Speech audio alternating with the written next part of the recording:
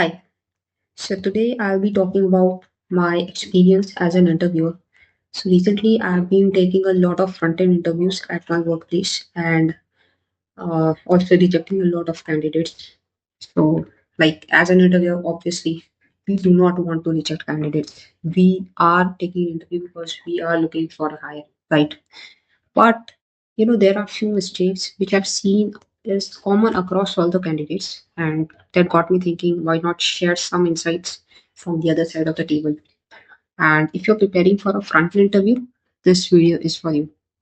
And yeah, this is not your regular top 10 tips for interviews videos. Nope. This is straight from the trenches, a breakdown of what makes an interview say, no, not this one. So yeah, let's get started. First things first, nail the basics. Trust me, like these days, VS Code has given us a bad habit. So VS Code has completely spoiled us.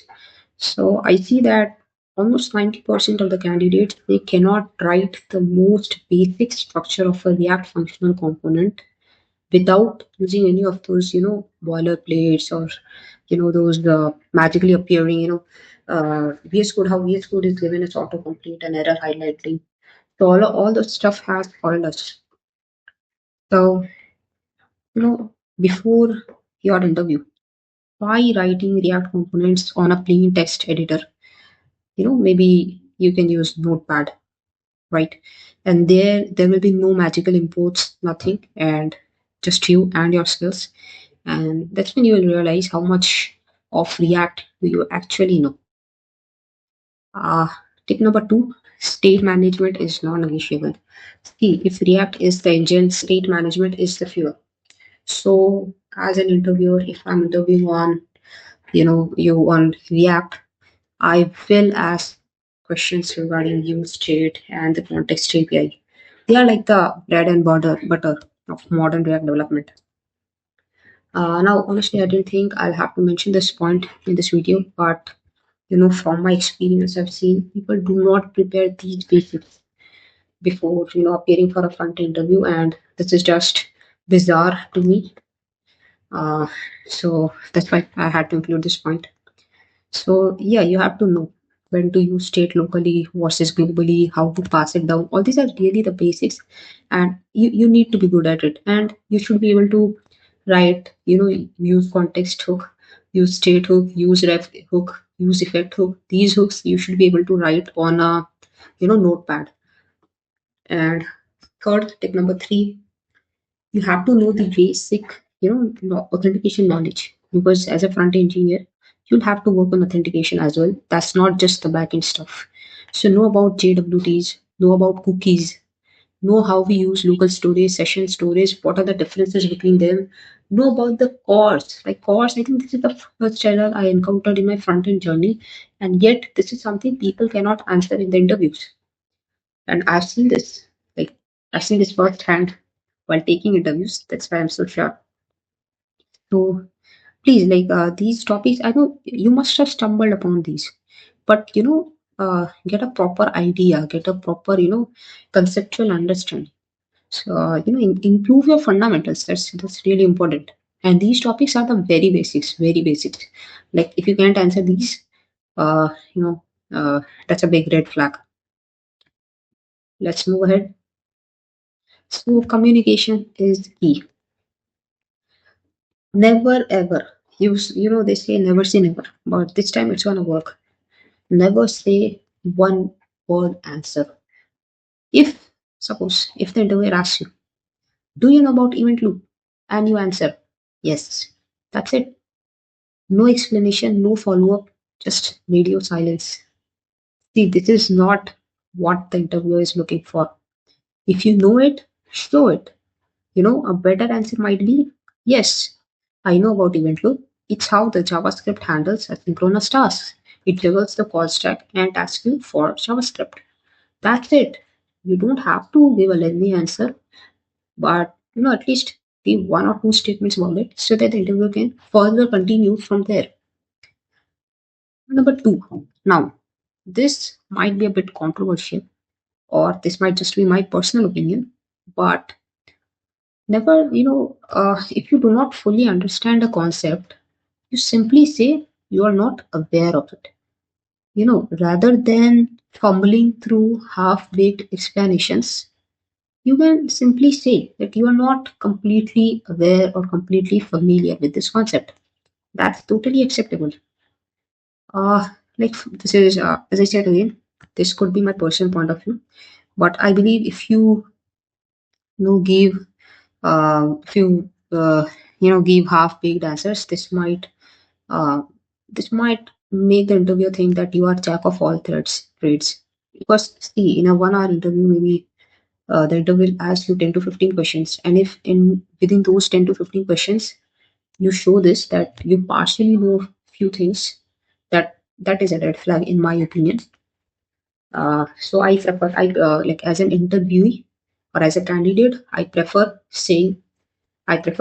completely saying that, okay, I'm not completely aware of this concept. So can we move to the next question? Or as an interviewer also, I expect the same. Our point is be unapologetic. See, this is in continuation to the previous step. If you are not aware of any certain concept, that's fine. That's completely fine.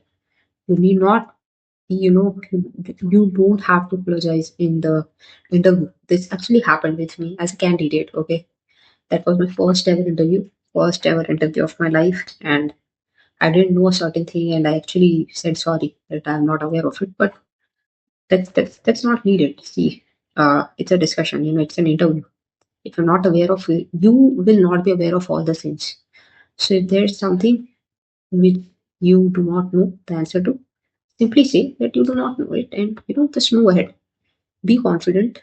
You do not at all be apologetic regarding that. Okay. Yeah. Now this is a really, really important issue I want to discuss. See, this has happened a lot of times when I have taken interviews. I gave a coding problem, and suddenly the you know right now the interviews are online, so the meeting room is quieter, or it's like there's deafening silence.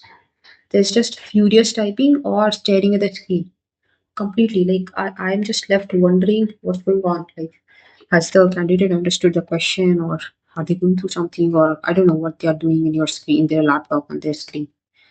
So please talk through your approach. The interviewer is not there to watch you type. They want to hear your thought process. Explain as you go what you are doing, why you are doing it, what you are trying to achieve. See, interviews are a collaborative session. They are not a Q&A round. It's not one person questioning, the other person answering. It's more of a discussion. And this is a very honest opinion from an interviewer's point of view. When I ask, when I give certain coding question, I expect the candidate to, ask questions regarding that statement, problem statement, or, go into much depth. That's really much required. All right, let's move ahead. So, yeah, clean code is sexy code. So, clean code is, somewhere in my top 5 things list, which I see in our candidate. Uh, if obviously, I'm not looking for works of art, but I do expect code to look, balanced, indented, and I don't want random typos. But these are the most basic things I look for in the code. It should work, obviously, it should be functional, and then it should look nice. Like I should be willing to look at it. Correct. If I do not even want to look at it, that's a red flag. Okay. So like do not make these rookie mistakes of uh in bad naming convention, unbalanced brackets, random logs, console logs, wherever.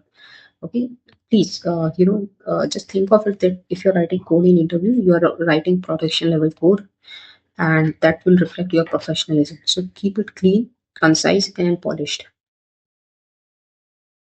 Okay, and here comes the golden rule. This is very, very, very, very important, and I made this mistake once as a candidate, and I've seen multiple interviewees make these mistakes during my interviews. So, I'm watching you write the code. I know you're writing something wrong. I'll point you to it. I'll point you to the specific line and ask you to recheck that. Please take the hint. If I am asking you to recheck the line, chances are there is a bug. There is some bug hiding in there. So do not ignore interviewers' feedback. So like 99% chances are there that there is some issue with that line. There is something which the interviewer is not able to understand. That's why they are pointing it out. So take the hint and check it once, recheck it once, whatever they are pointing to. Uh, yeah, I think that's it.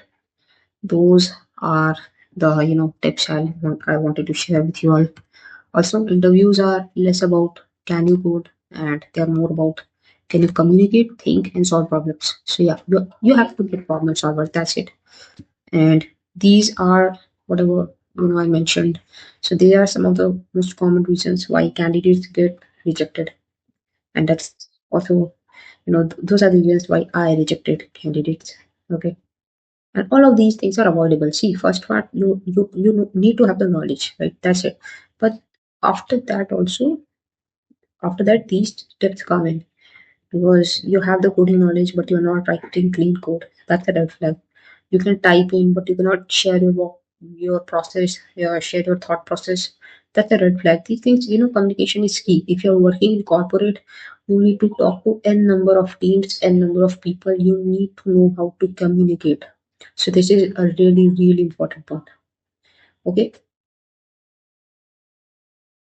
Yeah, I think that will be it for this video. Thanks.